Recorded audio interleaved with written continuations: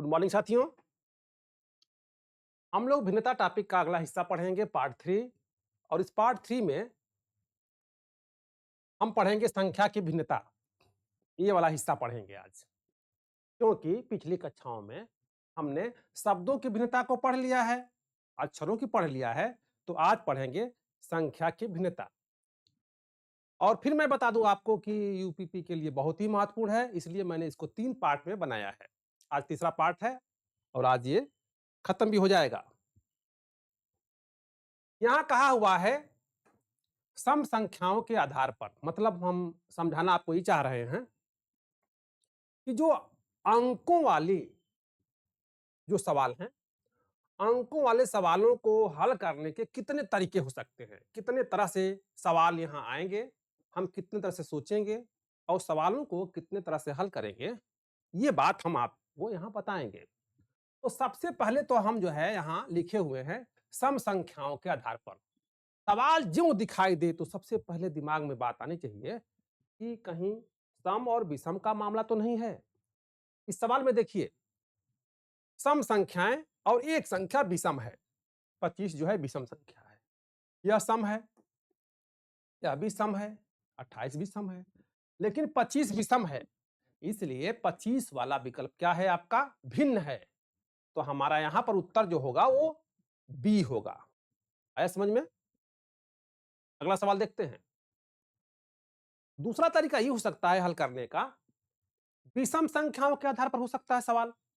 तो यहां देखिए विषम संख्या कौन है इसमें से, विषम संख्या, हाँ विषम संख्या पहला, तीसरा, दूसरा और तीसरा, तीनों विषम संख्या है।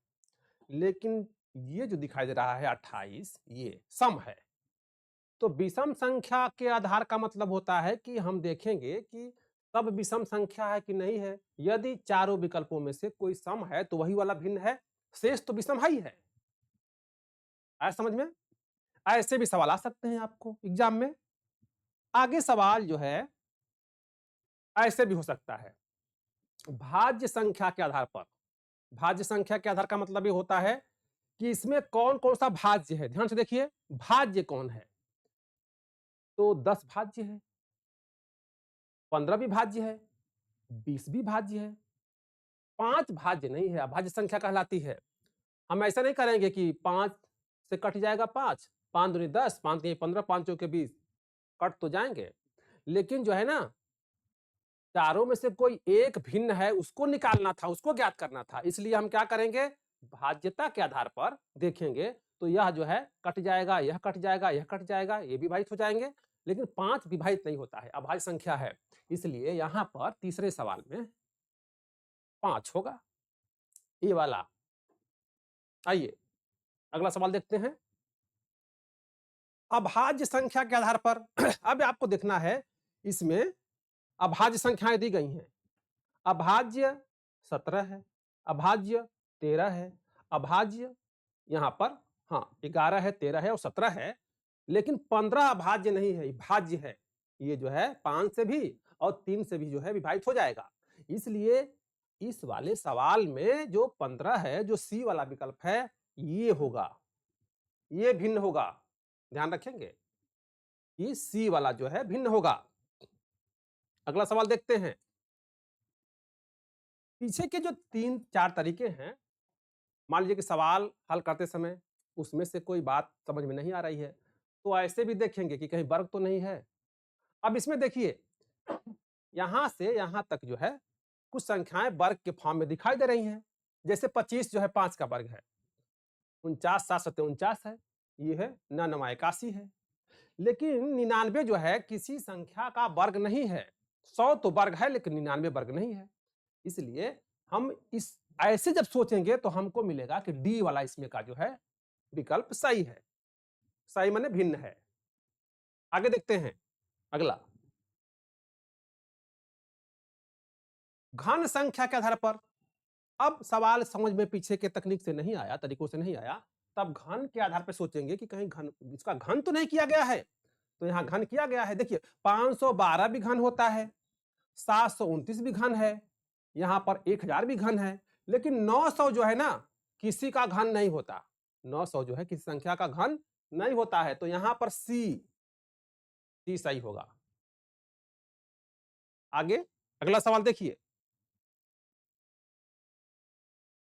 अरे संख्या के विभाज्यता तथा अविभाज्यता के आधार पर, अब यहां संख्याएं दी गई हैं, अब इसको विभाजित करके देख लीजिए। इसमें से जो है विभाजित करके देखिए कि देखिए सब लग रहा है कि 5 से ये भी, 5 से ये भी, 5 से ये भी, 5 से ये भी सब विभाजित हो जाएंगे। यहाँ लिखा हुआ है संख्या के विभाज्यता तथा अविभाज्यता के आधार पर, तो इसको विभाजित करके देखिए किससे विभाजित होता है ये। 5 से तो कट जा रहा है, तो 5 वाला तो नहीं, 5 संख्या तो हल नहीं कर पाएगी इसको। जरा 3 से देखते हैं, तो 3 पचे 15, ये जो है 3 के भाग देंगे तो 5 बार कट जाएगा, तो 3 से कट गया ये भी 3 का में 3, 3 पचे 15, 3 से भी कट गया। 3 दूनी 6, 3 पचे 15, लेकिन 3 से जो है ये वाला विभाजित नहीं हो रहा है। 25 जो है 3 से नहीं कटता, इसलिए यहां पर बी वाला सही होगा। समझ में आया? संख्या की विभाज्यता और अविभाज्यता के आधार पर हम इसको हल किए हैं, तो 75 कट गया, 45 कट गया, 15 कट गया, लेकिन 25 जो है 3 से नहीं कट रहा है, इसका मतलब कि बी वाला होगा यहां पर।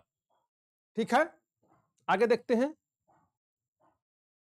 यहां कहा है संख्या के अंकों के योग के आधार पर, सवाल ऐसे दे देगा। पता चला कि आप पीछे के अनुभव से कटा पिटा रहे हैं, जोड़ घटा रहे हैं, वर्ग कर रहे हैं, घन कर रहे हैं, उस अनुभव से ये हल नहीं होगा। यहां पर तरीका अलग है, इसको ऐसे हल करते हैं। देखिए 9 2 11 1 12, इसका मान आया 12, ऊपर लिखा हुआ है योग के आधार पर। यहां देखिए 5 4 9 9 3 12, ये भी 12 हुआ। यहां देखिए 5 3 8 2 10 हुआ, और यहां देखिए 6 4 10 2 12 हुआ। तब हम ऐसे भी सवाल को हल करेंगे, जोड़ के देख लेंगे। अब देखिए ये वाला जो है भिन्न दिखाई दे रहा है, इसका मान 10 आ रहा है, इसलिए यहां पर सी वाला जो है क्या होगा, तो भिन्न होगा। इसमें जो है सी वाला भिन्न है। ठीक है, चलिए अगला सवाल देखते हैं। अगला सवाल देखते हैं, संख्या के अंकों के आवर्तन के आधार पर, आवर्तन का मतलब होता है पुनरावृत्ति के आधार पर। ठीक है, अब यहां पर इसमें दिमाग लगा के बताइए कौन सा सही है। शाबाश, ये डी सही होगा। अब डी सही इसलिए हो गया, देखिए यहां जो है 1 और 1 2 बार आया है, यहां पर 2 और 2 2 बार आया है, मतलब आवर्तन हुआ है, बार बार रिपीट किया गया है। यहां पर 3 और 3 जो है, लेकिन यहां पर 4 के बाद 5 आ गया है। 4 4 होता तो सवाल जो है कुछ और सोचना पड़ता, लेकिन जो है बहुत आसानी से इसको हल कर लिए कि ये 1 2 बार है, 2 2 बार है, 3 2 बार है, तो 4 2 बार होना चाहिए था, लेकिन यहां पर जो है 4 और 5 दिया हुआ, इसलिए जो है भिन्न हो गया। तो सवाल जो है में भिन्न जो है डी वाला था। इसमें देखिए घटते क्रम के आधार पर ऐसे भी सोचना है आपको कि सवाल को हल करना है, तो इसमें किया क्या गया है। वर्ग घन सोचेंगे तो फिर हल नहीं होगा, समय भी जाएगा, हल भी नहीं होगा। देखिए ये है 9 8 7, एक घटाया गया है, देख रहे हैं 9 से 8, 8 से 7 कम हो रहा है। ऐसे यहां पर 8 है, 7 है, 6 है, यहां भी जो है एक घटाया गया है, मैंने से किया गया है 8 7 7 से 6। यहां देखिए 5 6 7, यहां प्लस 1 हो रहा है, देख रहे हैं ना, 5 6 हो गया, 6 7 हो गया, और यहां पर देखिए -1 हुआ। तो ये सब जो है एक एक देखिए यहां करें ना कि घटते क्रम के आधार पर, तो ये घट रहे हैं, लेकिन यहां पर जो है वो ना उल्टा हो गया, बढ़ते क्रम हो गया। ये जो है 5 6 7 हो गया, बढ़ते क्रम में हो गया, इसलिए इस वाले में सी वाला सही है आपका। ठीक है, सी वाला सही है, सी वाला भिन्न होगा। आगे देखिए यहां लिखा है बढ़ते क्रम के आधार पर।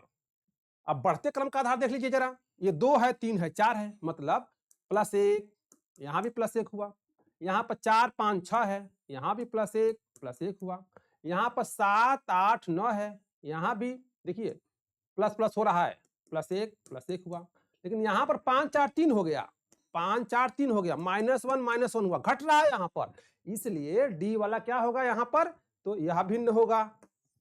इस सवाल में जो है डी वाला भिन्न होगा। समझ में आया? आगे देखिए, आगे जो है सवाल यहां दिया है, इसके अलावा भी कुछ तरीके हो सकते हैं सवाल को हल करने के। यहां हमने लिख दिया है अन्य आधारों पर, अन्य भी तरीके हो सकते हैं। जैसे इस सवाल में देखिए जरा, यहां लिखा है 2 2 10 कैसे हो जाएगा, तो तो 2 में यदि 5 का गुणा कर दें तो ये हो गया 2 पचे 10। यहाँ देखिए 5 50 कैसे होगा? तो इनमें 10 का गुणा करें तो ये हो गया 50। यहाँ देखिए 3 में जो है हम 5 का गुणा करें तो 3 पचे 15 हो गया। यहाँ देखिए 4 में गुणा किए 5 का तो 4 पचे 20 हो गया। तो इसमें जो है 5 का गुणा हुआ, इसमें 5 का गुणा हुआ, इसमें 5 का गुणा हुआ, लेकिन यहाँ पर तो 10 का गुणा हुआ। इसलिए जो है ये वाला क्या हो गया? तो भिन्न हो गया। ये वाला भिन्न है, बी इसमें जो है दूसरा वाला जो है भिन्न है।